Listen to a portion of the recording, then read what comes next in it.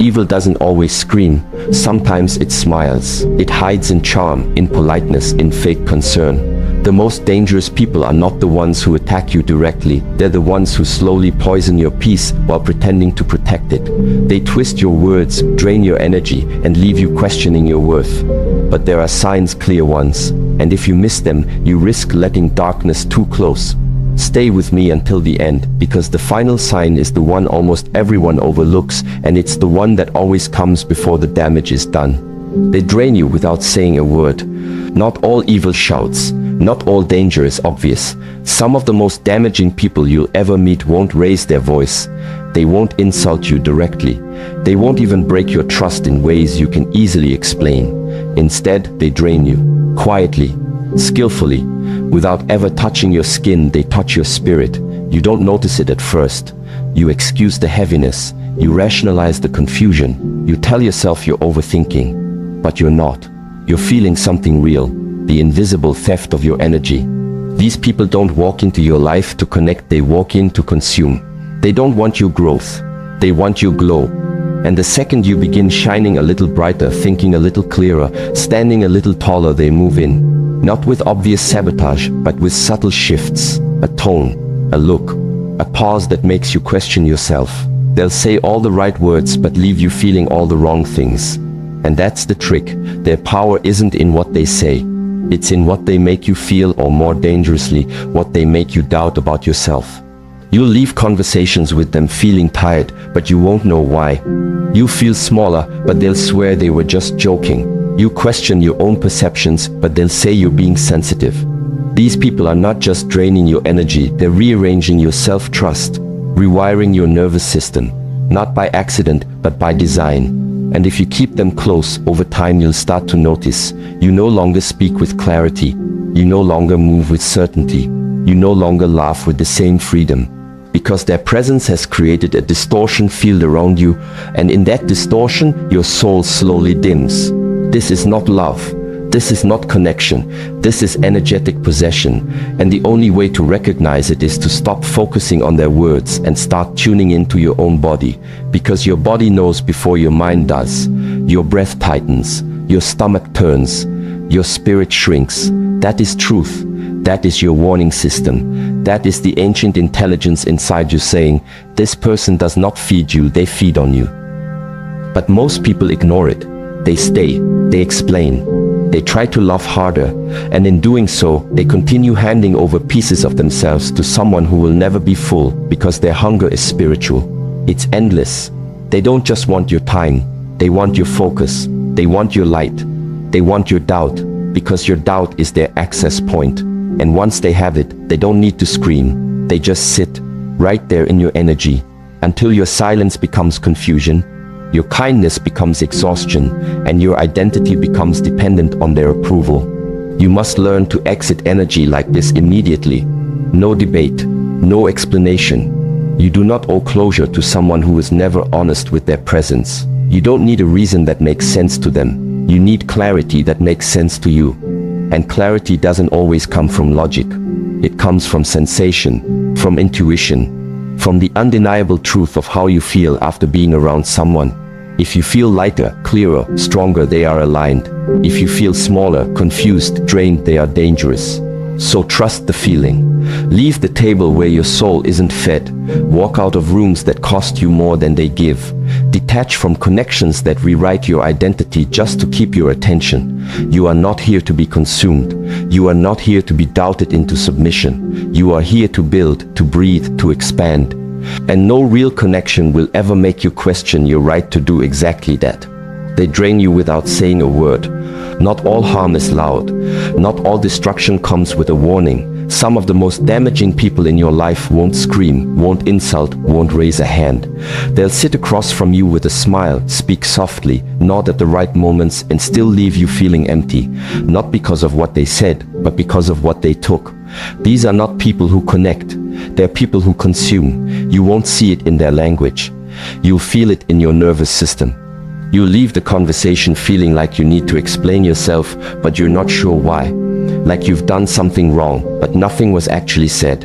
Like you're shrinking in your own skin. That's not anxiety, that's energetic distortion. and it's real. These people don't attack your identity head-on. They don't come for your achievements. They come for your clarity. They poke holes in your confidence. They twist just enough to make you second-guess what you once knew. And they do it without ever raising their voice. This is spiritual warfare disguised as politeness. It's psychological erosion hidden beneath casual tone. It's manipulation by exhaustion. You'll notice it because after spending time with them, your light feels dimmer, your focus feels fragmented, your peace feels distant. That's not random. That's not you being overly sensitive. That's the mark of an energy vampire, someone who survives not by inspiring others, but by feeding off their vitality. They're not driven by love. They're driven by depletion. Your depletion. These people don't uplift. They absorb. They don't support. They siphon. And every time you come back thinking, maybe it'll feel different, it won't. Because it was never about connection. It was about control. They want your attention. They want your reaction. They want your presence so long as it costs you just enough to keep them full. And the most dangerous part, they don't need to say a single cruel word. Their power is subtle. Their effect is cumulative. Like a slow leak in your spirit, you don't notice it's happening until you're running on empty. But your body knows. Always. Before your mind rationalizes, before your heart makes excuses, before your ego tells you you're overreacting, your body knows. It tightens, it tenses, it pulls away, it whispers something's off. And that whisper is your warning. Most people ignore it. They stay. They justify. They try to be understanding. But you cannot heal in the presence of someone who thrives off your imbalance. The moment you feel smaller after being near someone, listen to that. That is feedback. That is information. That is your nervous system trying to lead you to safety. Because not all toxicity is obvious. Not all manipulation comes with a label. Sometimes it's just a slow draining of your aliveness until you forget who you were before they arrived. So here's the boundary. If you feel smaller, unclear, anxious, or less like you after interacting with someone, that's all the proof you need. You don't need to wait for a betrayal. You don't need to wait for something overtly wrong. You leave, not out of bitterness, but out of honor, out of self-respect, out of knowing that your energy is not up for negotiation. They pretend to care, but keep you small. Some enemies don't wear the face of hate. They wear the mask of concern. They don't come at you with open conflict. They come in the form of advice, disguised as protection, layered in phrases like, "I'm just being honest," or "I just want what's best for you." They know how to smile while cutting your wings, how to wrap manipulation in kindness, and how to speak doubt into your vision while pretending to help you be realistic. This is not love. This is control. And it's far more dangerous than any obvious attack because it comes from the people you're conditioned to trust: family, partners, friends, mentors. The very people who should be your wind end up being your weight, not through rage, but through subtle, consistent erosion. Their words aren't sharp, they're soft. Soft enough that you question yourself before you ever question them. Soft enough that they land without sounding wrong. But over time, you notice something. Your confidence weakens in their presence. Your decisions become slower. Your voice feels less certain. And the dreams you once chased with fire start to feel like fantasies. Not because they weren't real, but because someone you respected consistently taught you to doubt them. This is the psychology of subtle sabotage. It's not meant to break you. It's meant to contain you, to make you manageable, palatable, easier to be around, easier to control. And the worst part, it all sounds like care, like love, like wisdom. So you ignore the tightening in your chest. You rationalize the discomfort. You say to yourself, they mean well. And maybe they do. But meaning well and being good for you are not the same thing. There are people who will support you as long as you stay beneath them. As long as your light doesn't outshine theirs. As long as your growth doesn't make them uncomfortable. These people don't want to see you fall, but they can't bear to see you rise too far. So they keep you doubting, hesitating, shrinking, all under the banner of love. Real support doesn't shrink you. Real love doesn't tether you to someone else's comfort zone. It doesn't plant fear inside your clarity. It doesn't make you second guess your intuition. It doesn't guilt you into slowing down your evolution just so someone else doesn't feel left behind. Real love expands. It energizes. It reminds you who you are even when you forget. Especially when you forget. And if someone's presence makes you feel smaller, less certain, more dependent, it doesn't matter what they say their intention is. Their effect is the only truth that matters. This is where emotional discipline comes in. The ability to see clearly, not through emotion, not through loyalty, not through shared history, but through impact. How do you feel after the conversation, after the message, after their advice? Do you feel empowered or reduced? Do you feel grounded or off balance? Do you feel reminded of your strength or subtly pulled back into doubt? Because your nervous system will tell you the truth long before your logic does. You'll feel the constriction, the confusion, the hesitation. And if you don't listen, you begin to internalize their limits as your own. This isn't about cutting everyone off. It's about clarifying the energy. It's about seeing that not everyone who's close is for you.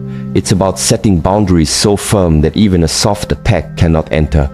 And most importantly, it's about trusting yourself again, because that's what they're stealing. Not your time, not your talent, but your self-trust. And without that, you don't need a cage, you'll stay small on your own. So watch closely, listen deeper. And when someone says, "I'm just being honest," but you feel smaller afterward, that's not truth, that's control. When someone says, "I'm saying this because I care," but their words disconnect you from your fire, that's not love, that's fear. And when someone keeps you doubting in the name of protecting you, they're not protecting you, they're protecting their comfort. Remember, not all enemies attack. Some whisper, some hug, some support you right back into your cage. They smirk when you suffer. Not all cruelty is loud. Sometimes it's a glance, a silence, a breath held too long when you speak about your pain. Sometimes it's the subtle smirk you weren't supposed to catch, the flicker of satisfaction that crosses their face when life finally humbles you. That's not your imagination. That's the mask slipping. For one brief second, they show you who they really are. Not with words, not with action, but with energy. They enjoy your collapse. They're not rooting for your growth. They've been silently waiting for your fall. This is the kind of evil most people don't want to believe exists. We're taught to look out for those who hurt us directly, who insult, attack, or abandon. But some of the most dangerous people don't throw punches. They offer support with one hand while hiding satisfaction with the other. They'll say, "I'm here for you," but something about their tone doesn't land. Their text is delayed. Their energy shifts. The warmth in their eyes disappears. And when you really need them, when you're in pain, when you're struggling, they go quiet. Not because they don't care, but because deep down they care that you're suffering. It pleases them. They may not admit it. They may not even consciously know it. But the body doesn't lie. Their reaction will tell you everything. Watch closely when life humbles you. Watch how people respond when the spotlight moves away from your wins and onto your wounds. Do they lean in with empathy, or do they lean back with silence? Do they offer support, or do they vanish into convenience? Do they send warmth, or do they go cold, neutral, indifferent? These moments are rare mirrors. You get to see people without the mask. No more performance, no more pretending. Just raw energy, and energy doesn't lie. That smirk, that delay, that sudden absence, that's not coincidence. That's your signal. That's the crack in the facade. And if you ignore it, if you rationalize it away, if you tell yourself they're just going through something or didn't know what to say, you'll invite that energy right back into your life the next time you fall. And you will fall again. Everyone does. Life has seasons. The question is, who's standing near you when the temperature drops? Good souls don't flinch when you break. They don't back away from your mess. They don't need you to be strong all the time to remain loyal. They lean in. They offer presence, not judgment. They sit beside you, not above you. And most of all, they feel your pain even when they can't fix it. That's love. That's loyalty. That's alignment. Anything else is performance. There are people in your life who only love you when you're glowing, who only cheer when you're winning, who only reach out when your name is shining. But the second you stumble, they go silent, not out of discomfort, but out of satisfaction. Because your strength always made them feel small, and your struggle, it levels the field. That's why they smirk. That's why they stay quiet. That's why they disappear when you need them the most. It's not about you. It's about what your rise made them feel. And now that you've fallen, they finally feel safe again. But here's what they don't expect: your awareness. The fact that you saw it, felt it, caught that flicker in their eye. And when you do, don't call it out. Don't explain it. Don't ask them to clarify. Just pull back, quietly, fully, with no warning and no announcement. Because once someone finds satisfaction in your suffering, no apology can clean that up. It wasn't a mistake, it was a reveal. And once revealed, they no longer deserve a seat at your table, no matter how long they've been sitting there. You don't need to create a scene. You don't need to prove anything. Just protect your space, reclaim your energy, move differently, and when you rise again, and you will rise, do it with the memory of who stood with you and who smirked when you fell. That's your circle. That's your boundary. That's your clarity. Never ignore what pain reveals. And never stay where your weakness is celebrated in secret. Because the next time you fall, they won't help you up. They'll just pretend they didn't smile. They mirror you to manipulate you. There are people who don't approach you with truth, they approach you with strategy. They study you closely. They observe your words, your tone, your interests, your rhythm. Not to connect, not to understand, but to mimic, to reflect you so precisely that you begin to trust them faster than anyone else. Because it feels like chemistry, it feels like resonance, it feels like you finally met someone who gets it. Someone who sees you, hears you, moves like you do. But what you're feeling is not a connection, it's a carefully constructed illusion. This is not love, this is not alignment, this is psychological warfare dressed up as compatibility. You're not bonding with a real person, you're bonding with a mirror. And that mirror is built not with affection, but with calculation. It's a tactic one used by people who know how to bypass your defenses without force. They make you feel seen, they make you feel safe.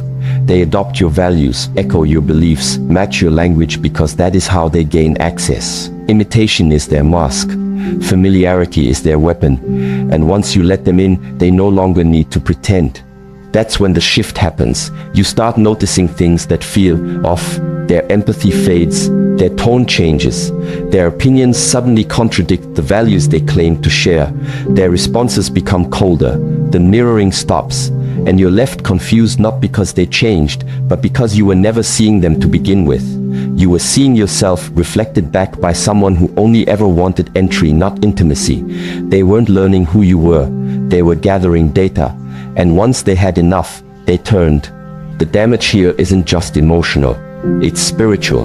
Because this kind of manipulation breaks your internal compass. You start doubting your instincts. You second guess your ability to discern people. You feel violated, but you can't explain why. Because on the surface they didn't do anything bad. But underneath they robbed something deeper than your trust. They robbed your clarity. And now you're tangled in confusion, wondering how someone who felt so aligned could feel so unfamiliar. That's the trap. You were never in love. You were entranced. This is how dark energy moves. It mimics the light to get through the door. It reflects goodness. It reflects virtue. It mirrors your strength so it can later weaken you from inside. Because once you reveal your dreams, your past, your values, your wounds, they know exactly where to apply pressure. Not all at once. Slowly. They'll challenge what you love, question what you believe, diminish what lights you up. And if you confront them, they'll flip it. You're too sensitive. You misunderstood. You're imagining things. They were just joking. Now, not only are you hurt, you're questioning your reality. That's not clumsiness. That's precision. The only antidote is awareness. You must stop falling in love with familiarity. Stop equating shared interests with shared character. Start asking better questions. Not, do they like what I like, but how do they act when I say no? Do they mirror me to connect, or do they stand rooted in their own identity? Because real connection is not built through imitation. It's built through truth. And truth requires tension, disagreement, differentiation. Anyone who reflects you perfectly is either lying or hasn't done enough self-work to stand alone. And if they're lying, don't wait for proof. Don't confront. Don't give them a chance to explain. Just exit. Quietly. Fully. You don't owe closure to a mask. You don't need to warn someone who already knows what they're doing. You just cut the cord. You reclaim your clarity. You protect your energy. Because once someone uses your own light to disarm you, they've shown you exactly why they should never be trusted again. So trust your confusion. Trust the shift. Trust that moment when what felt like connection starts to feel like control and move. Not because they exposed their darkness, but because you recognized it. You were never crazy. You were mirrored. And now, you're awake. Their apologies are words, not changes. You must understand something most people never will. Evil doesn't always come with a blade. Sometimes it comes with an apology, a soft tone, a tearful voice, words that sound like healing but are built to manipulate. And the most dangerous part, it works. Because when you've been hurt, your heart wants relief, your mind wants closure, and your soul wants to believe they finally understand what they did. So you hear them say, "I didn't mean it," or "You're too sensitive," or "Let's not ruin what we have." And for a moment you feel hope, you feel seen, you feel like maybe this time will be different. But if you look deeper, not at the words, but at the pattern, you'll see what's really happening. They're not apologizing to heal you, they're apologizing to reset control. This is the classic loop. Hurt, apologize, repeat. It's not accidental, it's a system, a control mechanism disguised as redemption. And most people fall for it again and again because we're conditioned to equate emotional display with sincerity. We think tears mean truth. We think soft words mean safety. But the truth is, a real apology is not a performance, it's a pivot. It doesn't ask you to forget. It doesn't rush you back into comfort. It changes direction. It shows you in action that the damage mattered, that the pain was seen, that the lesson was absorbed and is now being reflected in new behavior. But evil never gives you that. It only gives you recycled language dressed up as remorse. If you've been through this cycle, you know the signs. You open the door after they apologize, but within days or hours the same disrespect creeps back in. The same dismissiveness, the same tone, the same absence of accountability. And when you bring it up again, they act like you're the problem for not letting it go. That's the giveaway. Anyone who pressures you to move forward without real change isn't trying to rebuild trust, they're trying to re-establish dominance. They want the comfort of access without the discomfort of growth. That's not healing. That's manipulation at the highest level. Here's what makes this so deadly. It breaks your sense of reality. It conditions you to lower your expectations, to question your instincts, to accept apology as a substitute for transformation. But apology without change is emotional theft. They steal your hope, your time, your openness just to reset the same game that broke you in the first place. And the longer you stay, the more you lose. Not because you're weak, but because your heart was never trained to see the weapon hiding inside the words. So what do? You stop watching the apology